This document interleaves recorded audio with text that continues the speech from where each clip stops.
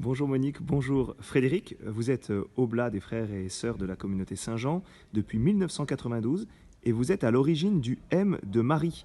Comment est-ce qu'est née cette fabuleuse aventure?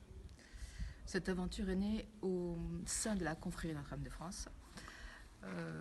On se demandait comment faire renaître une prière populaire sur la France. Et de l'espoir. Et de l'espérance, une prière, redonner un peu de joie, un peu de foi à notre manière, comme on pouvait. Et à la confrérie Notre-Dame de France, on était 45. On réfléchissait, on s'est séparés pendant un mois et on a dit quelqu'un a une idée, on revient dans un mois. Et dans un mois, on était les seuls à avoir une idée, d'où notre idée a été choisie. Voilà. Notre idée, c'était marcher sur le M, comme on marche sur les chemins de Saint-Jacques, prendre 2 calèches et un cheval et une statue de la Vierge Marie pour que ça aille lentement, pour capter le regard des gens, déjà avec le cheval, rien que le regard des gens sur le cheval est assez extraordinaire. C'est quelque chose de naturel, c'est quelque chose qui est lent. On fait marcher la nature à la vitesse de la nature et la terre à la vitesse du pas du cheval. Alors Monique et Frédéric, le M de Marie est maintenant terminé. Quels sont les fruits spirituels que vous avez reçus? Et puis, est-ce qu'il y a un après M de Marie?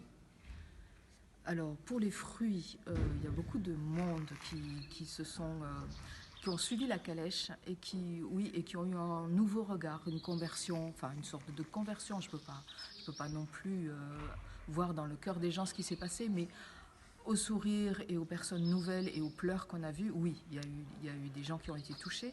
Ensuite, le plus beau pour nous, c'était le tampon que nous a mis Monseigneur au Petit en nous accueillant et en consacrant le diocèse de Paris aux Cœurs Unis de Jésus-Marie. Et ça, c'était fabuleux parce que du coup, il a donné le ton, entre guillemets. Et le long du chemin, les autres évêques se sont déplacés pour venir à une veillée de prière dans les diocèses suivants. Il y a une chose qui est assez forte aussi sur le parcours, c'est qu'on disait que Marie défait les nœuds, et c'est vrai qu'elle a défait énormément de nœuds dans les familles, dans les gens que l'on a rencontrés, dans les gens qui l'ont regardé. Il y a eu beaucoup de signes qui nous ont montré qu'elle était vraiment à l'œuvre. Alors, est-ce que le M de Marie est terminé? Non.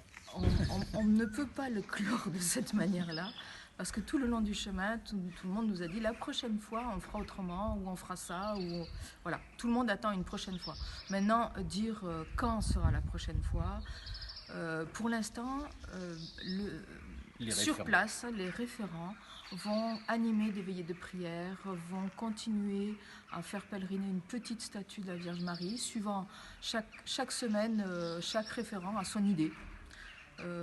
Voilà. Ils mettent de l'huile dans la lampe. Voilà, là ils nous ont dit en fait, vous nous avez donné la force de prier et de faire prier. Merci Monique, merci Frédéric pour ce beau témoignage que vous avez pu porter pour la France. Elle est belle, hein ?